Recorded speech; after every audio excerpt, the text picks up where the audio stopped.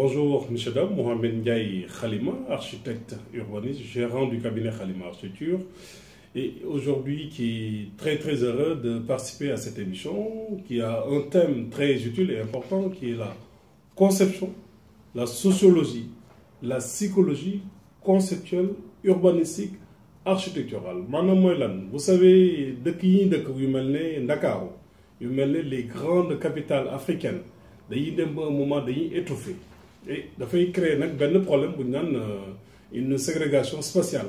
Am ña nga xam ne ñu dëkk banlieue duñu am possibilité ñëw dans les plateaux de ces grandes villes, duñu am possibilité fréquenter certains endroits, duñu am aussi possibilité mën a bokk ci dëkk bi de telle sorte que dinañ mën a dugg ak génn am benn opportunité de mën a fréquenter certains endroits et ça ce serait un peu dommage.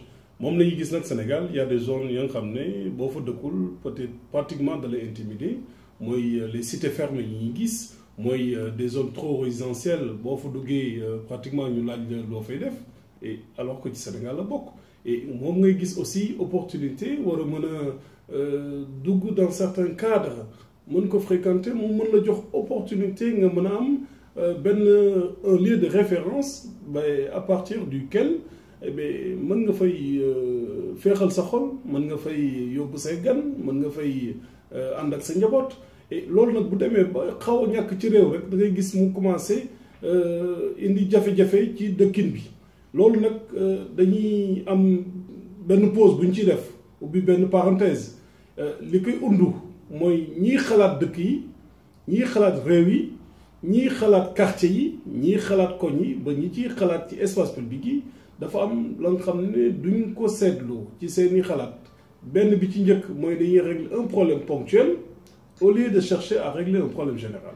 Lan laay woowee problème général bi mooy un aménagement territorial doit pas être sectaire, mais plutôt en continuité d'un lieu A à un lieu B qui est un lieu infini. Et bien loolu nag bés bu ñàkkee nag ci xalaatin réew bu ñàkkee ci nañuy defaree réew et bien tôt ou tard day poser problème.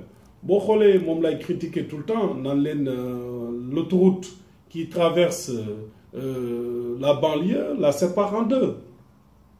Mooy boo jógee entre Thiaroye jógee Pikine ñëw ba Cambérène pratiquement dem ba ay booru Yoff et l'autre côté boo xoolee ni ñuy dundee bokkuñu et li leen séparé ça fait même pas 3 kilomètres. Et loolu nag bu ñu ko jégee même dem ba côté Dakar da ngay gis ne aussi ni Dakar di juddoo di dundee autant pour moi ni banlieue di dundee ni yeneen quartier yi di dundee bokkul. Et loolu nag lay woowe un problème conceptuel, sociologique et psychologique, environnemental, urbanistique et architectural, et qui risque de créer un grand problème au Sénégal. Et bien, quand nous, architectes, nous, urbanistes, on cherche à apporter une réponse par rapport à cette problématique, et d'ordre national, d'ordre régional, d'ordre en termes de capital, pour que, à l'avenir, yooyu di ci mën a ñàkk. Aussi, pour juste finir, pour vous donner une opportunité de pouvoir comprendre que le mot cité avant était quelque chose qu'on pouvait apprécier, mais plus maintenant d'aujourd'hui. Parce que baatu cité mooy commencé di disparaître. Baatu dëkkuwaay ba nga xam ne ñëpp dañ koy niróole te ni ñuy bëgg dundee ñëpp niroowul day commencé di disparaître. Maintenant, le mot ou l'entité ou une réflexion, même pour être plus précis, d'une entité d'habitation et individuelle commence à voir le jour et c'est maintenant. Et il faut que nous, les urbanistes, commençons à passer dans ce sens. Et c'est vraiment une forte recommandation que je lancerai sous forme d'appel pour que nous mën ko dégg mën ci bàyyi xel.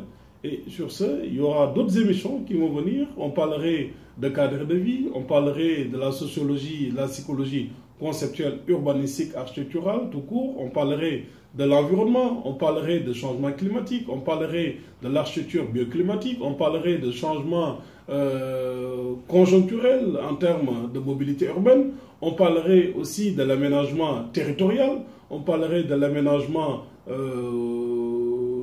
du territoire tout court, et on parlerait aussi de l'aménagement intérieur étant designer, architecte et urbanistique.